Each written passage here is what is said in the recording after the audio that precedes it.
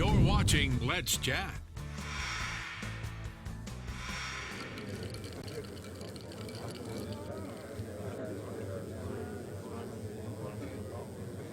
We're helping you kick off the weekend and get ready to celebrate St. Patrick's Day. That is next week with the help of the Flying Squirrel. Here to give us some information is the co-owner, Dan. Thanks for joining us. Yeah, no problem. Thanks for having me. Tell me about the Flying Squirrel and about how long you've been in Chattanooga. Okay, we opened up in 2013, which is now 7, coming up on 8 years ago, which is crazy.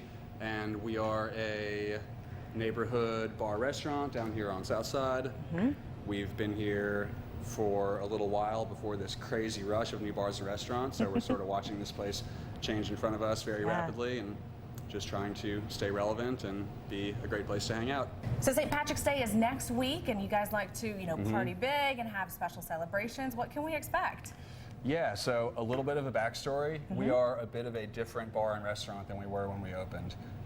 We used to want to be the guys throwing the biggest party on the block, and over the years, we've pulled our closing time back a little bit, focused a little bit more on dinner, and we are going to be a refuge from the green-tinted, wild party night, if only because there's other people who are really psyched to do it better and bigger, like Bitter Alibi and Honest Pint, and so we're like a refuge from the craziness, and I mean that in the best way possible. We're real happy about it. Some people are looking for someplace a little bit quieter. Now, the Tuesday following, on St. Patrick's Day proper, we're doing our St. Pappy's Day, where we release our allocation of Pappy Van Winkle liquors, the whiskeys, I'm sorry, and at a price that people can actually enjoy. Right, exactly. We all know what that's like.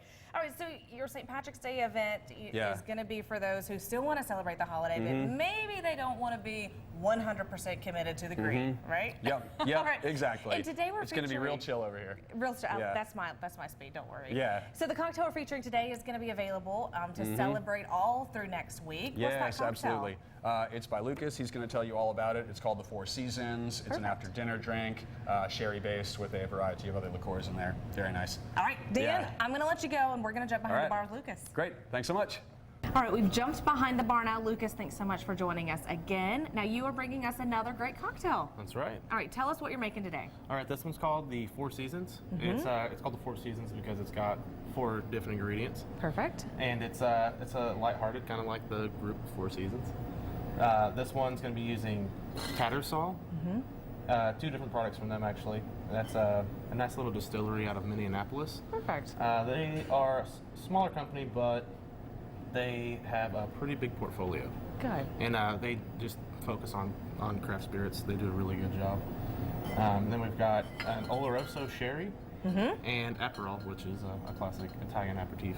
Perfect. And you're going to take us through how to make that here in just a second. Right. I want to dive into how this cocktail came to be. Now, this is a Flying Squirrel original cocktail, right? It is. Really a lot of your brainchild. Yeah. So it was a cocktail that I started and then collaborated with another bartender here on. Perfect. So you can only get it here, guys.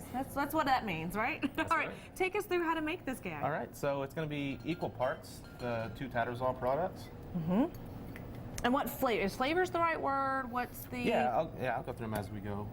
So the first one is the Tattersall Sour Cherry. And it's called Tattersall Sour Cherry, but it's just as sweet as it is sour. It's just a really good balanced cherry. Not lip puckering. It's not lip puckering. Perfect. And then we've got their orange crema, and crema just being a sugary It's liqueur. a sweeter orange, right? Perfect. And then next we've got the Sandeman Oloroso cream sherry. So we're using a cream sherry. It's got a creamier texture to it. This sounds good already. Yeah, it's a nice little after dinner cocktail, or a nightcap, if you will. And then the Aperol is just a bar spoon. And what is Aperol? Talk about that a little bit more. Aperol is technically a bitter orange liqueur, but it is actually a little on the sweet side. Okay, perfect. Good to hear. Get a little ice in there, and you referenced this as an after-dinner cocktail. What does that mean? How does it classify? When is this best consumed, I guess. Yeah, so like after you eat your dinner, it'll help you digest your food a little bit. Hey, there we go. The last 2 products would be more popular in like European countries. Makes sense. Sherry's Perfect. typically come out of Spain. Aperol's an Italian aperitif. How would you describe the total flavor profile? So this is going to be a little on the sweeter side. Okay. I would have guessed that, but I didn't want to be wrong, so, you know. You wouldn't be wrong. It looks beautiful. And then we garnish it with dehydrated orange. Perfect. Now, does it have a heavier orange flavor or a little bit of, but can you really taste the cherry and everything? It's all balanced in there together. Perfect. Well, these are some of my favorite flavors, so I'm going to sip on this cocktail. Remember, St. Patrick's Day celebrations happening next week.